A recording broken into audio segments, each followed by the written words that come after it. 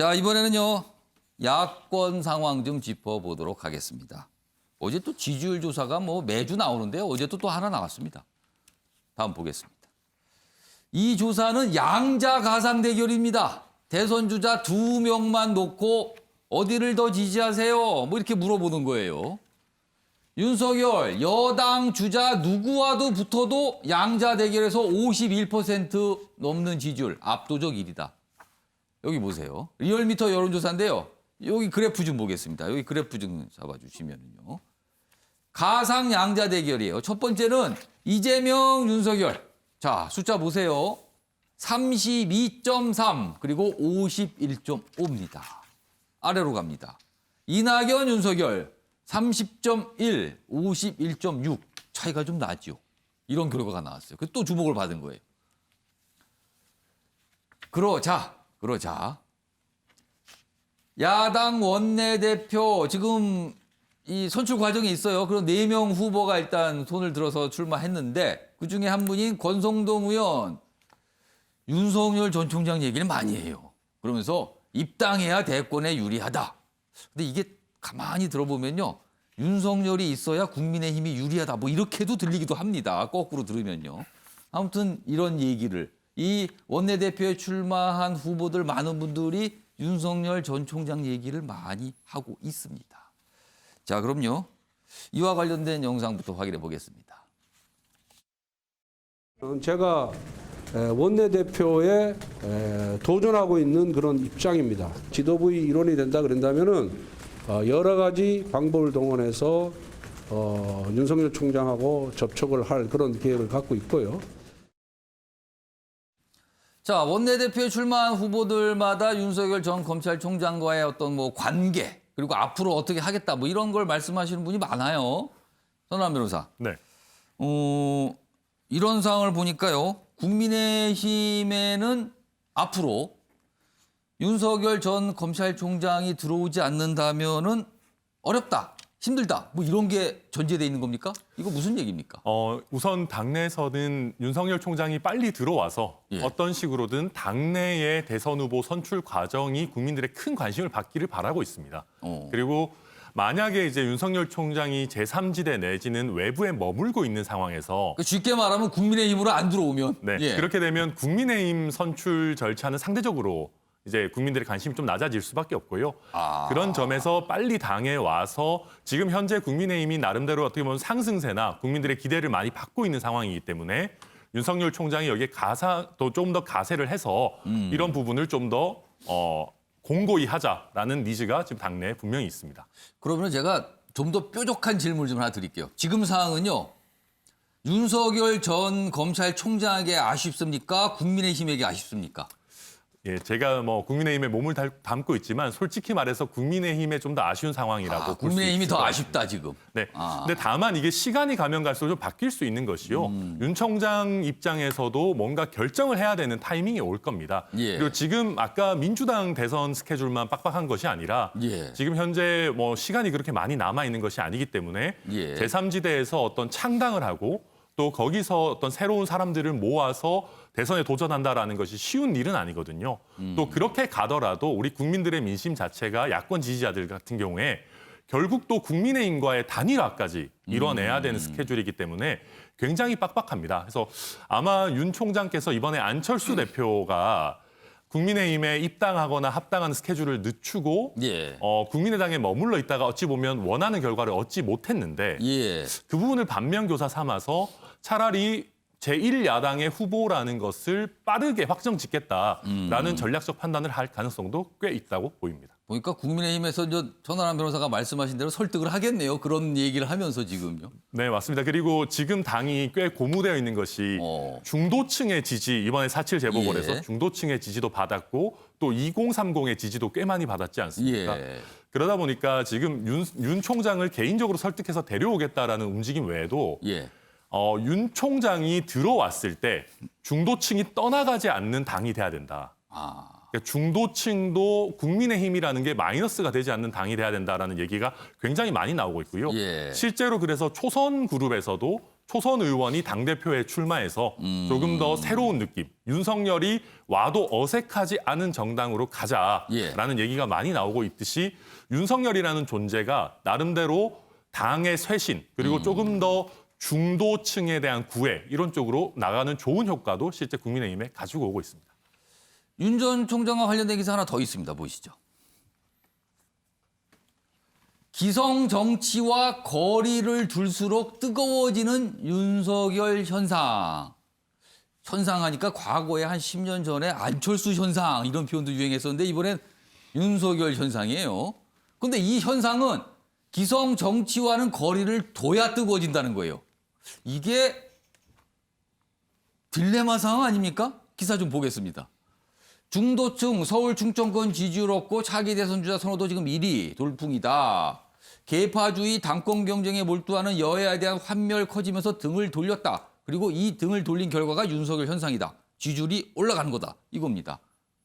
그런데 지금 천하람 변호사 말씀하셨지만 국민의힘에 들어오라는 거 아니에요 지금요? 현실 정치로 가서는 생명력을 잃을 수도 있다. 아니면 공정한 이미지로 성공할 것이다. 의견, 전망은 갈리고 있습니다. 기성 정치와 거리를 둬서 뜨고 있는 건데 기성 정치와 손을 잡으면 어떻게 되냐는 거죠 지금. 배재호 교수님 이거 네. 어떻게 되는 겁니까 그러면은?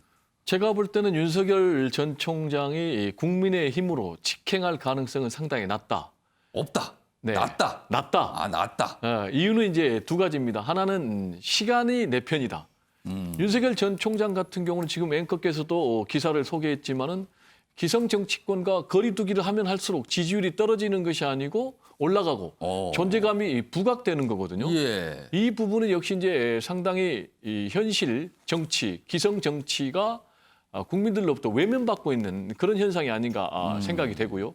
그리고 두 번째로는 국민의힘에 본인이 바로 들어갈 경우에는 상당히 좀 명분이 없어요. 그리고 본인이 또 그 안에서 후보가 된다는 그런 보장도 없기 때문에 예. 특히 이제 시기와 관련해서는 본인이 지금 직행할 경우에는 결국 이제 정치검찰총장 아니냐, 본인이 검찰총장 시절에 했던 살아있는 권력에 대한 수사 등등 또 조국 전 법무장관에 대한 수사 등등 이런 것들도 본인의 대권력을 실현하기 위한 일종의 도구 아니었냐, 수단 아니었냐. 이런 이제 오해를 받을 수가 있기 때문에 예. 최대한 정치권과 거리를 두고 또 본인 이제 정치에 진입을 하더라도 예. 국민의힘은 좀 정체성이 좀 맞지 않잖아요. 본인이 두 전직 대통령, 보수 대통령을 구속, 수감을 시켰는데 예. 그런 부분과 관련해서도 본인은 좀 환경이 더 열릴 때까지 기다릴 것 같고 그러면은 윤석열 전 총장은 과연 어느 때까지 움직이지 않을 것인가. 예. 일단은 5, 6월까지는 좀 볼 것 같아요. 당분간 한 2, 3개월 정도는 본다. 그렇습니다. 그 이유는 일단은 아까 말씀드린 대로 정치권과 거리두기를 해도 올라가니까 좀 명분 축적의 시간이 필요하고 예. 그리고 제3지대에서 뭔가 환경이 좀 열리기를 기다릴 것 같아요. 그래서 그 시점이 하나 있고 또 두 번째는 9월 시점이 굉장히 중요할 것 같아요. 예. 그 정도 되면 현재 민주당 당헌 당규에 의하면은 민주당의 대선 주자가 결정이 돼야 되거든요. 그리고 이제 국민의힘 같은 경우는 이제 120일 전에 하니까 그때쯤에는 본인이 뭔가 좀 결단할 수 있는 그런 행동을 선택하지 않을까 이렇게 전망이 됩니다. 장희찬 평론가 지금 뭐 발언 기회 요청하셨는데 요청하신 김에 질문도 드릴게요. 배재호 교수님께서 지금 윤석열 전 검찰총장과 국민의힘은 뭔가 정체성이 안 맞는 거 아니냐고 하셨어요. 어떻게 들으셨어요? 저는 전반적으로 배 교수님 말씀하신 것처럼 예. 시간이 윤석열 전 총장 평인이라는 데 동의를 합니다. 예. 그리고 윤석열 총장이 급하게 국민의힘 입당을 서두를 것 같지는 않은데요. 예. 다만 언젠가 함께하게 됐을 때 최근 여러 여론조사를 보면 굳이 삼지대에 머물지 않고 국민의힘 후보가 되어도 윤 전 총장을 향한 지금의 지지가 많이 이탈하지는 않을 것 같다는 게 지금 데이터들로 나오고 있는 상황이고요. 이게 중요할 것 같아요. 국민의힘이 윤석열을 흡수하느냐, 윤석열이 국민의힘을 흡수하느냐. 저는 후자일 때 파괴력이 훨씬 더 커진다고 생각을 그럼 합니다. 윤석열 전 총장이 국민의힘을 흡수할 때를 말씀하시는 거예요? 네, 그럴 때 파괴력이 더 커진다고 보고 그러기 위해서 윤석열 전 총장이 지금 기사에 나오는 것처럼 장외에서 자발적으로 윤 전 총장을 지지하는 세력들이 하나둘 만들어지고 있거든요. 예. 저런 자발적인 조직과 함께 최근에 이제 노동 전문가인 정승국 교수 만나지 않았습니까? 이런 우리 사회의 참신한 전문가 그룹을 형성해서 국민의힘으로 들어가게 되면 과거에 문재인 대통령과 이해찬 전 대표가 혁신과 통합이라는 일종의 시민단체로 손학규 대표의 민주당을 사실상 흡수해버렸던 것처럼 윤석열 전 총장발 뭐 공정과 통합이 되었든 무엇이 되었든 그러한 전문가 그룹과 지지 조직이 사실상 의석수는 하나도 없어도 국민의힘을 대선 국면에서 거의 흡수하듯이 통합하는 형태의 통합도 충분히 가능하다고 보여집니다. 예. 그리고 그래야만 아까 말씀하신 것처럼 윤 전 총장이 이명박 전 대통령, 박근혜 전 대통령을 수사해서 구속 수감시킨 그런 어떤 역사적인 이 은원의 고리 또한 끊어질 수 있는 것이기 때문에 예. 만약에 윤석열 전 총장이 국민의힘으로 들어가게 된다면 개별 입당이 아니라 국민의힘이라는 보수 야당의 정체성 자체가 어느 정도 바뀌는 형태의 그러한 진화가 일어나야만 시너지 효과가 날 것 같고요. 그런 방향을 위해서 주도권을 놓고 앞으로 5월, 6월 동안은 국민의힘은 내부 전당대회를 통해서 또 윤석열 전 총장은 외부 행보를 통해서 보이지 않는 치열한 경쟁이 펼쳐질 거라고 생각됩니다. 뭐 여러 가지 시나리오에 대한 전망이 있습니다. 그런데 지금 장혜찬 평론가께서 제시하신 시나리오는 윤석열 전 총장이라는 개인이 100석이 넘는 국민의힘을 흡수한다. 이 가능성 있다. 이렇게 지금 전망을 해 주신 거예요. 정치권 앞으로 서너 개월, 한 2, 3개월 동안 굉장히 많은 모습의 변화가 있을 수도 있습니다. 지금으로서는요. 다음은 대선과 관련된 내용인데요. 어떤 장소를 다루고 있어요. 다음 보겠습니다. MB 명당엔 정세균, 문재인 명당엔 이낙연, 대선 후보 캠프 국회 앞 어디에 차렸냐 봤더니 지도가 이렇게 그려졌다는 거예요. 여기 보면 뭐 빌딩 이름들이 나와요. 이재명 경기도지사는 대합빌딩. 대합빌딩엔 대선 캠프가 굉장히 많은 걸로 제가 기억을 하는데 여기에 뭐 경기도 서울사무소가 있다는 거고요. 각각의 대선 잠룡들의 위치들이 여기 설정돼 있습니다. 뭐 빌딩 이름도 다 나와 있어요. 신경미 전 의원님. 네. 명당이라는 게 있습니까? 그리고 그 명당을 향한 경쟁도 있습니까? 아, 그러면 이게 특히 대선 때는 뭐 굉장한 뭐랄까 경쟁이라고 그럴까요? 뭐 그런 것이 있죠. 지금 여기 나오는 빌딩들 보면은 대산 대하 빌딩은 바로 네거리를 사이에 두고 크로스로 있는 그러네요. 이게 빌딩이거든요. 대각선으로 보고 있는 건물이에요. 대각선으로 딱 보이는 뭐 걸어서 1분도 안 걸리는 예. 거리에 있고요. 용산 빌딩도 마찬가지입니다. 바로 그 옆에 있고요. 그러니까 지금 당사를 두고 서쪽으로 해서 쭉 이렇게 이어져 있는 형국이고 대산 빌딩은 2017년에 문재인 캠프가 있었던 빌딩입니다. 그래서 여기 문명당 이렇게 돼 있군요. 거기서 저도 그 당시 캠프를 차렸을 때 거기서 몇 달 일을 했던 경험이 있는데요. 예. 여러 가지로 이점이 있습니다. 대산 대하 빌딩은요. 일단 누구나 다 알고요.